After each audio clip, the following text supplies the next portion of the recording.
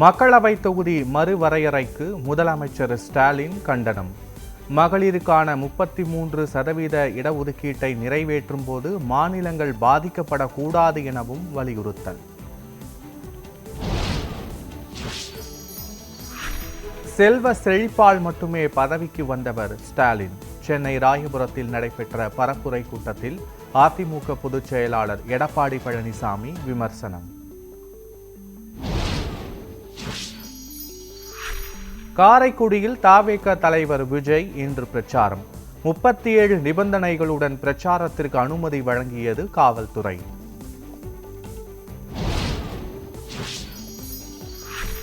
சட்டமன்ற தேர்தலில் மக்கள் சக்தியுடன் பிரம்மாண்ட வெற்றியை நோக்கி முன்னேறுவோம். பாஜக மாநில தலைவர் நயினார் நாகேந்திரன் பேச்சு.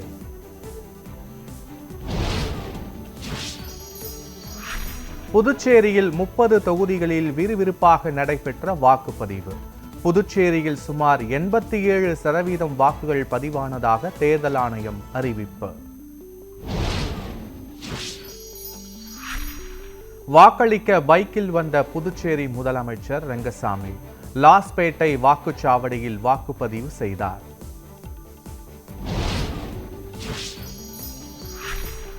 புதுச்சேரியில் பாகூர் தொகுதியில் வாக்காளர்களுக்கு என்ஆர் காங்கிரஸ் வேட்பாளர்கள் சார்பில் டோக்கன் விநியோகம் என புகார்.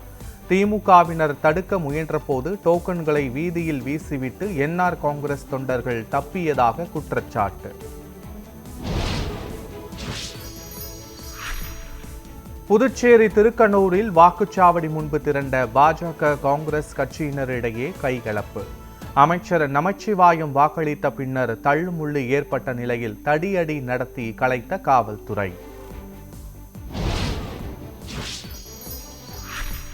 கேரள சட்டமன்ற தேர்தலில் கண்ணூர் தொகுதியில் வாக்களித்த முதலமைச்சர் பினராயி விஜயன் 3வது முறையாக இடதுசாரி ஆட்சி அமையும் என நம்பிக்கை.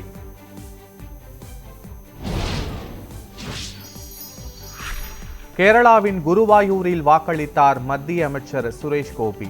திருவனந்தபுரத்தில் வரிசையில் நின்று ஜனநாயக கடமையாற்றிய மோகன்லால்.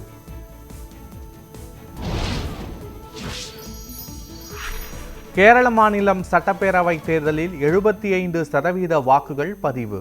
தேர்தல் ஆணையம் அறிவிப்பு. அசாமில் விறுவிறுப்பாக நடைபெற்ற வாக்குப்பதிவு. 85% வாக்குகள் பதிவானதாக தேர்தல் ஆணையம் அறிவிப்பு.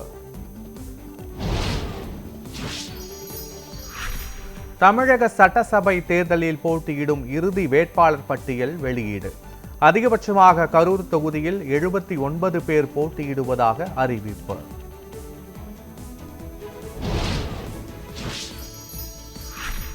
எல்லை தாண்டி மீன் பிடித்ததாக ராமேஸ்வரம் மீனவர்கள் 10 பேர் கைது. படகையும் பறிமுதல் செய்து இலங்கை கடற்படை அட்டூழியம்.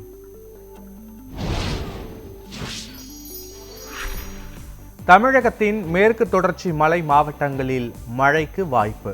வானிலை ஆய்வு மையம் தகவல்.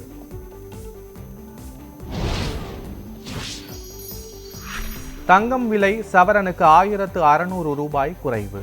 ஒரு சவரன் 1,12,000 ரூபாய்க்கு விற்பனை.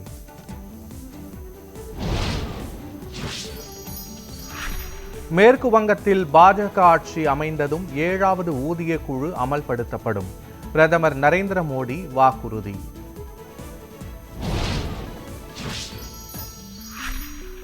லெபனானில் இஸ்ரேல் படை தாக்குதலில் ஒரே நாளில் 250க்கும் மேற்பட்டோர் உயிரிழப்பு. 700க்கும் அதிகமான மக்கள் காயம் என தகவல். ஹார்முஸ் நீரிணையை மீண்டும் மூடியது ஈரான். லெபனான் மீதான தாக்குதல்களை தொடர்ந்து ஈரான் நடவடிக்கை.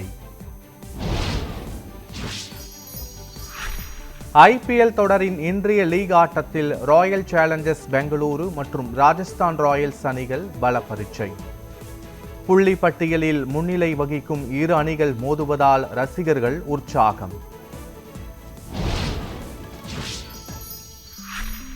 விறுவிறுப்பாக நடைபெற்ற சாம்பியன்ஸ் லீக் கால்பந்து தொடரின் காலிறுதி ஆட்டங்கள். PLG, அட்லெடிகோ மாட்ரிட் அணிகள் வெற்றி.